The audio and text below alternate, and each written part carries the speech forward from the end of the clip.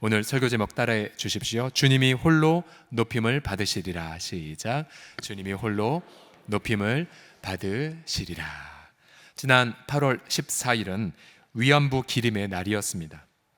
일본 동경을 비롯해서 전 세계 12개국 27개 정도의 도시에서 동시에 위안부 기림의 날이 진행되었습니다. 많은 분들이 일본의 대사관 앞에 모여서 아베 정부의 치졸함을 규탄했습니다. 이날 여러 순서 중에 가장 백미가 있었다면 배우 한지민 씨의 편지 낭독이었죠. 위안부였던 사랑하는 엄마에게.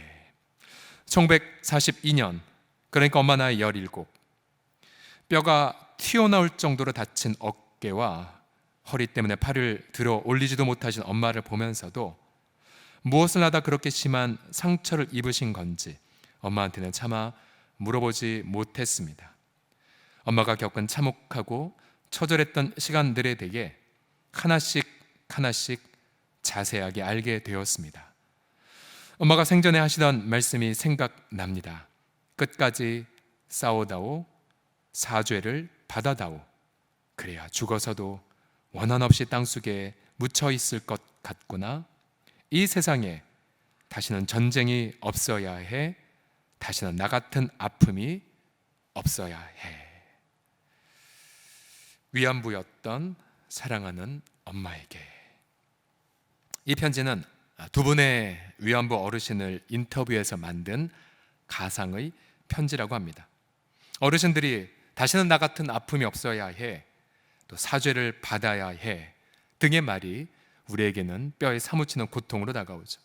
과연 그 날, 사죄를 받는 날, 또 전쟁이 그치는 날, 과연 그 날은 언제 도래할까요? 근데 오늘 2장 4절을 보게 되면 주님 반복해서 그날에를 말씀하시면서 우리가 모두가 꿈꾸었던 그 날을 이미 예고해 주고 있죠.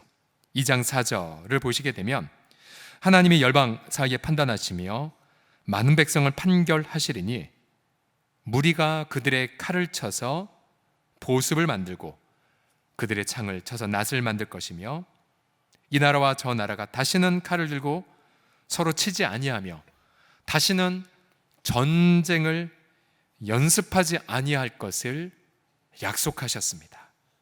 그러니까 그날에 열방은 군사비 지출을 멈추게 될 것이고 또한 서로 화해하고 일치하게 된다는 거죠. 왜냐하면 3절을 보시게 되면 열방 백성들이 우리가 여호와의 산에 오르며 야곱의 하나님의 전에 이르자, 왜냐하면 하나님이 하나님의 그 도를 길을 우리에게 가르칠 것이라 우리가 하나님의 길로 우리 열방이 행하리라 하리니 이는 하나님의 말씀 율법이 시온에서부터 나올 것이요 여호와의 말씀이 예루살렘부터 나올 것임을 이미 예고하고 있습니다. 결국 성경에 바로 그날에 열방 백성들이 하나님의 말씀에서 국가의 방향을 찾을 것이고요, 또 국가의 지도자들은 오직 성경을 의지하며 하나님을 경외하게 될 것이라고 약속하고 있습니다. 우리는 열방이 주님께로 돌아올 것이라는 이 말씀을 굳게 믿고 선포해야 됩니다.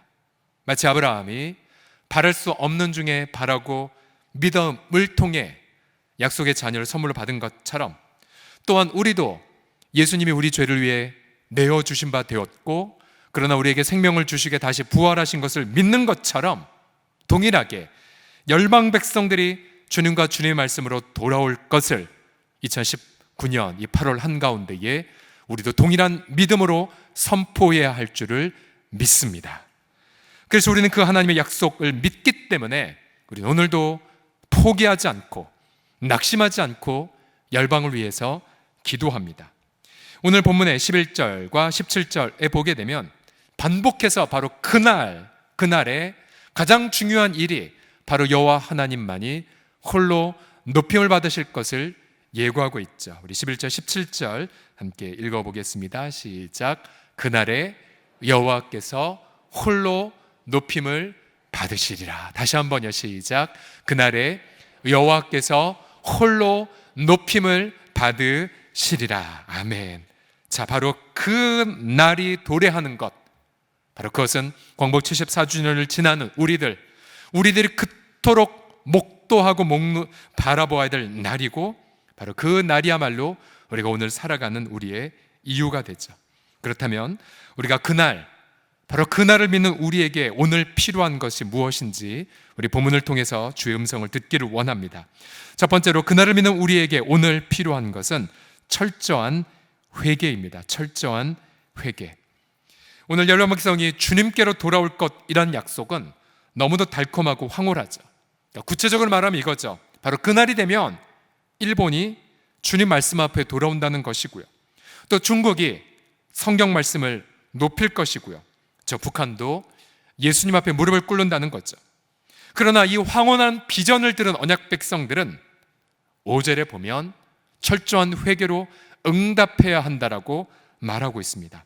먼저 5절을 보시게 되면 앞서 1절에서 4절까지 열방의 회복을 얘기하신 하나님은 5절 이렇게 명령합니다. 야곱 족속아 오라, 우리가 여호와의 빛에 행해야 한다라고 강조합니다.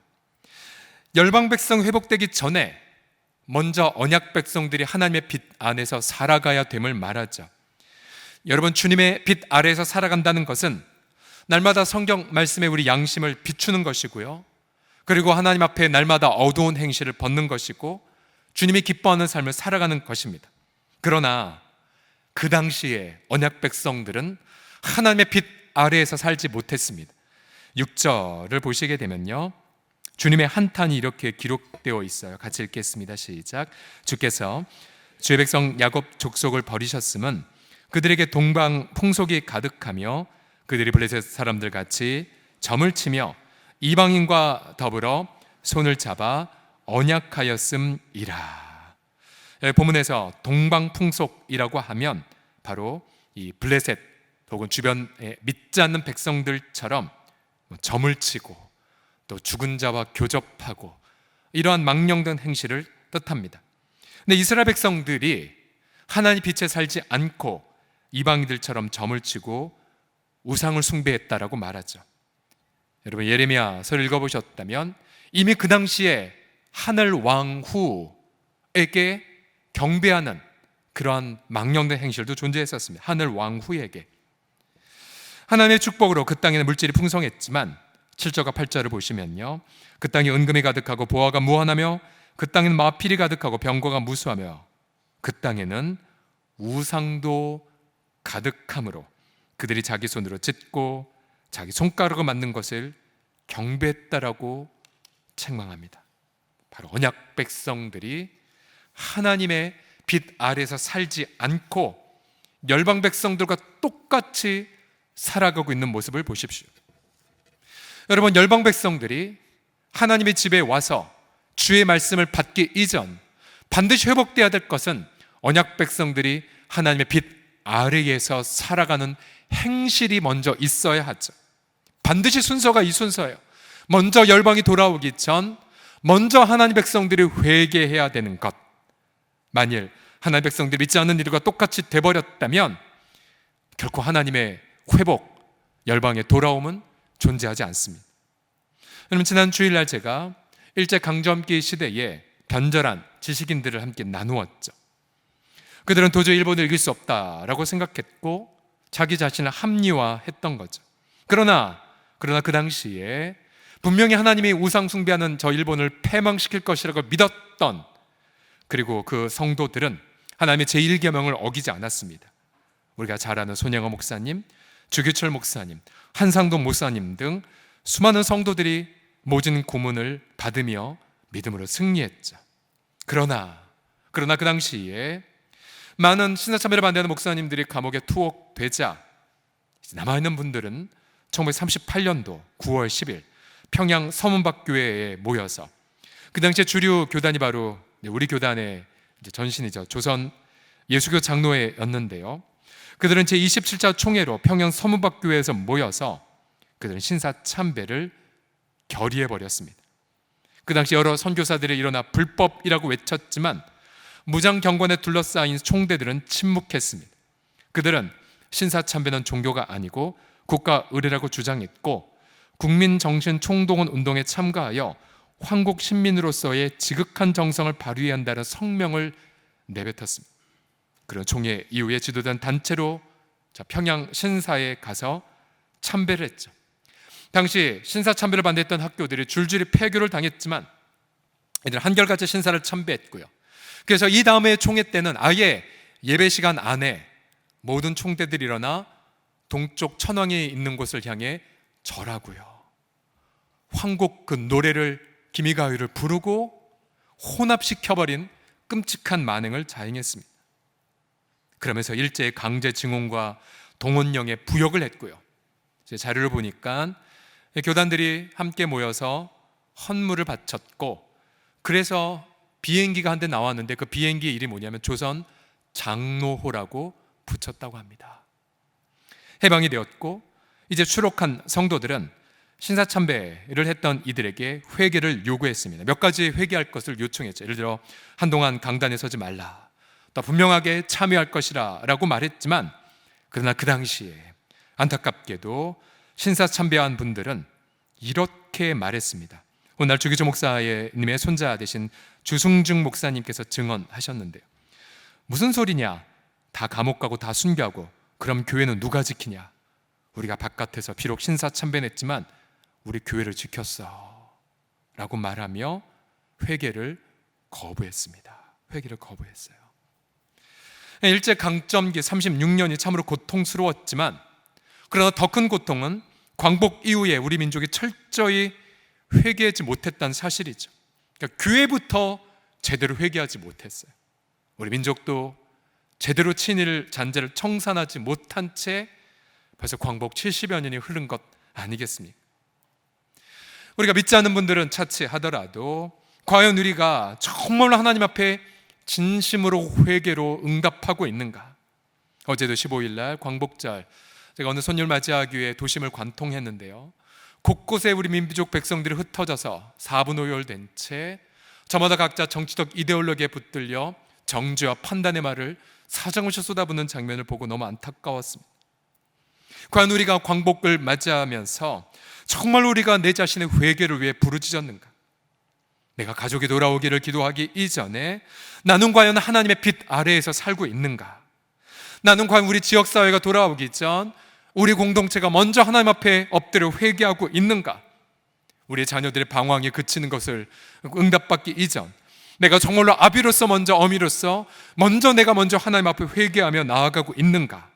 여러분, 오늘 우리가 그 날을 경험하기 이전 저와 여러분 모두가 또다시 주 앞으로 돌아가 회개의 열매를 맺고자 힘쓸 때 비로소 그날이 우리 가운데에 한 걸음 성큼 다가오게 되는 응답을 경험하게 될 줄을 믿습니다. 바로 그날을 믿는 우리에게 오늘 필요한 것은 첫 번째로 철저한 회개이고요. 두 번째로 필요한 것이 무엇이냐면 본문은 말합니다. 복음의 영광에 대한 확신이 필요함을 말하고 있습니다. 한번 따라 하시겠습니다. 복음의 영광. 시작. 자, 하나님의 백성이 회개의 열매를 맺으면 그때 열방을 향한 하나님의 심판이 시작됩니다. 19절을 보시게 되면, 자, 사람들이 암혈과 토굴로 들어가서 여호와께서 땅을 진동시키려고 일어나실 때에 하나님의 위엄과 하나님의 광대하심의 영광을 피하게 될 것이라고 말하고 있습니다. 즉 하나님의 감추어진 영광이 열방 백성들 앞에 드러나는 장면을 예고하고 있죠. 이 이사야서 2장 19절의 이 약속의 말씀은 요한계시록 6장 15절 17절에서 좀 더 구체적으로 이렇게 나타납니다. 구약엔 여호와의 영광이라고 말했는데 이 영광이 어떻게 구체화되는지 보십시오. 천천히 읽어보겠습니다. 요한계시록 6장 시작. 땅의 임금들과 왕족들과 장군들과 부자들과 강한 자들과 모든 종과 자유인이 굴과 산들의 바위 틈에 숨어 산들과 바위에게 말하되 우리 위에 떨어져 보좌에 앉으신 이의 얼굴에서와 그 어린 양의 진노에서 우리를 가리라. 그들의 진노의 큰 날이 이르렀으니 누가 능히 서리요 하더라. 아멘. 자, 구약의 하나님의 영광, 위엄, 근데 그 영광을 자세히 보니 뭐가 추가가 되었습니까? 바로 어린 양의 진노가 추가가 되었습니다. 여러분, 하나님의 영광이라고 할 때에 본래 영광의 히브리 말은 무게를 뜻합니다. 무게. 예를 들어서 하나님의 영광이라고 하면 하나님의 어떤 지혜의 무게, 혹은 사랑의 무게, 혹은 능력의 무게를 체험하는 것을 뜻하지요. 하나님의 구약에 감추어진 영광은 그가 어떻게 사랑하고 어떻게 우리를 지혜롭게 다스릴지에 대해 구약은 고대하고 기다렸습니다. 신약 성경을 보니 결국 하나님의 그 영광은 누구를 통해서 드러나게 되었습니까? 바로 어린 양 예수 그리스도를 통해 드러났습니다. 믿으십니까? 왜요? 하나님이 우리를 얼마나 사랑하셨는지, 사랑의 무게를 여러분 어디에서 경험할 수가 있습니까? 바로 예수님의 십자가를 통해서 우리는 하나님의 사랑의 무게를 경험할 수 있죠.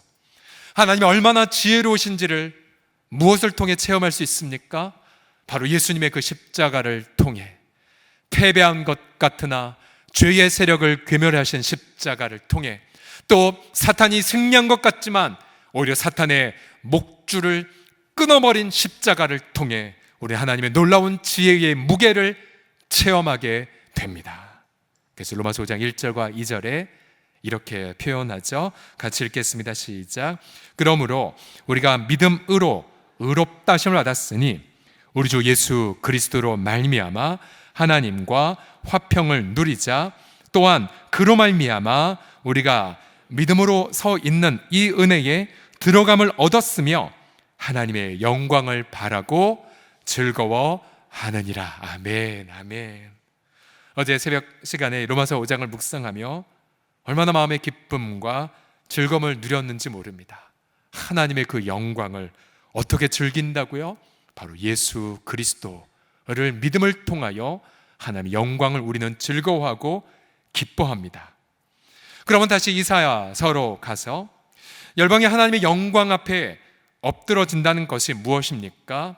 그것은 바로 십자가의 복음의 메시지가 열방에 전부 다 전파되었다는 것을 뜻하지요. 둘 중에 하나입니다. 열방은 나타난 하나님의 영광을 받아들일 것인가, 즉 예수님을 영접할 것인가, 아니면 끝까지 하나님의 영광을 거부하고 혹은 끝까지 하나님의 영광을 피하고 자기 공로, 자기 우상으로 숭배하는가. 둘 중에 하나인 거죠. 분명 열방 백성들은 예수님의 십자가를 이해하지 못했고 예수님 십자가를 어리석고 수치스러운 것으로 생각했습니다. 바로 그날 열방 백성들은 나타난 하나님의 그 영광을 보고 통에 자복을 하거나 아니면 그 십자가 복음을 거부한 이들은 어린 양의 진노 앞에 피하기에만 급급하게 될 것입니다. 왜냐하면 그들은 끝까지 회개를 거부하고 자기 뜻과 욕심에 따라서 살았기 때문입니다. 여러분, 어린 양의 진노, 여러분 이 표현을 마음에 깊이 가다듬으십시오. 지금은 어린 양의 은혜 속에 살고 있지만 그러나 회개의 때가 지나간 그날은 어린 양의 진노 앞에 열방 백성들이 두려워 떠는 날이 곧 오게 될 것입니다. 여러분, 이 복음의 영광은 지금도 수많은 많은 열방, 민족을 가리지 않고 전파되고 있지요. 자, 여러분이 많이 기도해 주신 결과 우리 다음 세대 일본 미션 트립 팀이 주일날 출발해서 이제 목요일날 아주 잘 도착했고요. 많은 분들이 일본에 태풍 상륙하는 것 때문에 걱정하셨지만 막상 이 팀은 동경에서 이제 오는 날 15일날 비행기 이륙할 때 날씨 동경엔 비가 안 왔고요. 그 다음 이들이 한국에 도착해서 비가 한참 많이 왔었는데 오후 한 4시, 5시쯤에 적잖은 부모님들이 우산 쓰고 이제 홍은초등학교에서 기다렸는데요. 막상 버스가 저 앞에서 보일 때는 비가 멈췄어요. 그래서 애들 우산 안 쓰고 다 귀가했습니다. 할렐루야. 예. 우리가 궁금했어요. 야, 우리 아이들이 8월 12일 날 월요일 날 계속 예고했던 오야마 레이지 목사님 어떻게 만났을까? 그래서 영상을 잠깐 소개해 드릴게요. 이제 목사님을 교회를 방문했고 환영의 청소년들이 이 목사님의 책을 읽었던 거를 얘기해 드렸고 그리고는 굉장히 많은 감동과 위로를 받는 것을 영상을 통해서 보실 수가 있고요. 그 교회에서 특송을 불렀고 우리 아이들이 메시지를 들었고 마지막 시간에 축복 기도를 받았는데요. 한번 화질이 좋지 않지만 영상으로 같이 좀 볼까요? 우리 어떤 축복을 받았는지. 하늘에 계신 아버지, 韓国からこれ若い兄弟姉妹を送ってくださいましてありがとうございます。 한국에서 이런 비전 트립 운동을 보내게 하시면 감사합니다. 韓日の若い親善について真剣に考えておられる兄弟姉妹です。 한일 관계에 대해서 심각하게 고민하고 기도하는 학생들입니다. 今の韓日の関係が本当に悪化していることに対して心を痛めておられます。 한일 관계의 이 아픔 속에 같이 가슴 아파하는 학생들입니다. どうか私どもが一人でも多くの人が和解をすることができるようにどうかこの働きをまた大きく進めてくださいますようにお願いいたします。 한 명이라도 더욱 많은 사람들이 화해할 수 있도록 많은 사람들과 동참하게 하셔서 화해가 이루어질 수 있도록 도와여 주시옵소서. 韓日の若い人々また年寄り全ての人が本当に和解しあなたのご栄光を表す歩みをすることができるように導いてください。 어린이부터 어른까지 많은 사람들이 화해를 이룰 수 있도록 주님께서 도와여 주시옵소서. この日本の旅行において本当に大きな祝福をあなたが添えてくださいますようにお願いいたします。 그리고 일본 땅에도 주님께서 많은 축복을 허락하여 주시옵소서. これ帰ってその働きが大きく実を結ぶようにあなたが導いてください。 한국에 가서도 그 많은 사역들이 주님의 열매가 맺을 수 있도록 도와여 주시옵소서. 一人一人のこれからの歩みを大きくあなたが祝福し導いてくださいますようにお願いいたします。 한 명 한 명의 그 삶 가운데 주님께서 축복하시는 그 은혜 가운데 나아갈 수 있도록 주님 더욱 도와여 주시옵소서. 全てあなたのご栄光のために用いてください。 모든 것이 다 주님의 영광으로 인도하여 주시옵소서. 主イエス様のお名前を通して感謝してお祈りいたします。 예수님께 감사드리며 기도드리겠습니다. 올해 94살, 93살 되시는 어르신이고요. 바로 그 다음날 화요일날 한국에 와서 또 이렇게 집회를 인도 지금 하고 계신 중에 있습니다. 그러니까 1950년대에 전에 말씀드렸지만 마태복음 5장에 그러므로 예물을 제단에 드리려다가 거기서 네 형제에게 원망 들을 만한 일이 있는 것이 생각나거든 예물을 제단 앞에 두고 먼저 가서 형제와 화목하고 그 후에 와서 예물을 드리라는 말씀을 묵상 중에 깨달았죠. 그래서 이미 1950년대부터 필리핀을 시작으로 해서 중국, 대만 그리고 한국, 북한을 다니며 지금까지 사제 운동을 하고 계십니다. 우리는 일본으로부터 듣고 싶은 사죄의 메시지를 복음의 영광을 깨달은 한 목사님을 통해서 지금 우리가 듣고 있습니다. 또요, 이번에 이제 다음을 이어가는 분들이 계신데요. 서울 일본인 교회가 서울 성수동에 있어요. 서울 성수동에 서울 일본인 교회가 있는데 요시다 고조라는 목사님이 계신데요. 이분은 벌써 한국에 오신 지 벌써 한 30년이 넘는 그러한 74년 익스플로 대회 때 한국에 오셨던 분이었는데요. 이분의 홈페이지를 여러분 가서 검색을 해보시면 지금 일본 정부의 그런 잘못된 것들을 다 교정하는 올바른 역사인식을 제대로 잘 보여주고 계시고 있습니다.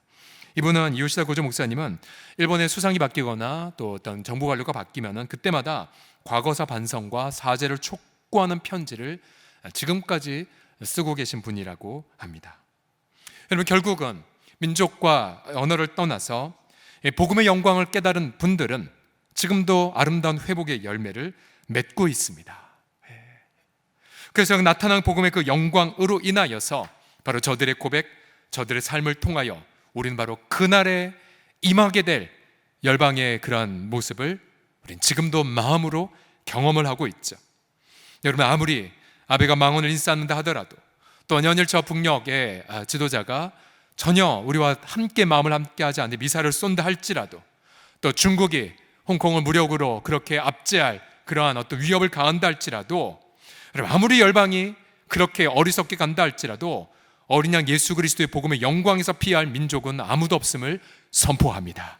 오히려 회개하지 않으면 그날의 어린 양의 진노 앞에서 피할 민족은 아무도 없기 때문에 우리가 더욱더 힘써 복음의 영광을 위해 또 열방의 그 복음의 메시지를 더욱더 증거하기 위해 힘쓰는 우리 귀한 식구들이 다 되기를 그리스도의 이름으로 축복합니다. 마지막 그날을 믿는 우리에게 필요한 것이 무엇이냐면 바로 심판의 메시지예요. 심판의 메시지. 지금 이 시대는 회개와 복음의 시대이지만 그러나 회개와 복음의 분량이 채워졌을 때에 주님은 이 땅에 마침내 심판의 주로 임하게 되실 것입니다. 우리는 그 심판의 날에 하나님의 사랑과 하나님의 공의, 그것이 아름답게 그렇게 이루어진 것을 목도하게 될 것이죠. 11절, 12절, 17절에 보게 되면 하나님의 심판하는 내용을 단 한마디로 표현하면 바로 교만입니다. 교만. 보세요. 그날에 눈이 높은 자가 낮아지고 교만한 자가 굴복되고 여호와께서 홀로 높임을 받으시리라. 대저 만군의 여호와의 날이 모든 교만한 자와 거만한 자와 자고한 자에게 임하리니 그들이 낮아지리라. 그날에 자고한 자는 굴복되며 교만한 자는 낮아지고 여호와께서 홀로 높임을 받으시리라고 말씀하셨습니다. 그러니까 주님은 인간이 세운 모든 교만한 것들을 심판할 것입니다. 그러니까 조금이라도 주님의 은혜를 의지하지 않는 것들은 다 불로 태워지게 됐죠. 주님께 반역하고 자기 스스로 높은 어떤 인생의 시간을 보냈던 것들 다 태워지게 됩니다. 그리고 그 심판의 날 인류는 자신들이 만든 쓸모없는 우상들을 다 집어던질 것이고요. 그리고 주님의 진노를 피해 두려워하며 무릎을 꿇게 될 것입니다. 여러분 상상해 보십시오. 그날에 일본의 야스쿠니 신사가 불에 타버릴 것이고요. 또 일본 전역에는 수천만 개의 신사가 사라질 것입니다. 또한 인류의 거짓과 교만으로 쌓아올린 문명이 다 무너질 것이죠. 물론 지금 회개의 시즌이기에 심판이 더디 오는 것 같지만 그러나 주님만이 아시는 그 날에 열방은 심판을 받을 것입니다. 우리 민족도 포함해서요. 그러나 그날 공의와 위로가 이루어질 것이기 때문에 우리는 회개와 복음을 선포하면서 동일하게 이 심판의 메시지를 결코 감추시면 안 됩니다. 우리 심판, 이 도래함을 믿고 선포하셔야 되고 바로 그 심판이 철저하게 이루어져서 바로 그날 마침내 우리 예수 그리스도의 이름이 열방 가운데 존귀하게 되는 일들이 일어나게 될 줄을 선포하십시오. 그리고 그날을 사모하시고 그날을 고대하시고 그날을 묵상하셔서 오늘 의와 겸손한 그런 삶을 살아가는 저와 여러분들이 다 되시기를 그리스도의 이름으로 간절히 축복합니다. 우리가 계속해서 즐겨 부르는 찬양 가운데에 꽃들도라는 찬양이 있죠. 지난주에도 함께 불렀고 우리 6살 난 막내는 계속 일주일 내내 흥얼댔었고요. 한번 들어보면 굉장히 좀 특이한 이 멜로디에 계속 이렇게 불려지는 그런 노래인데요. 이 노래의 배경이 있습니다.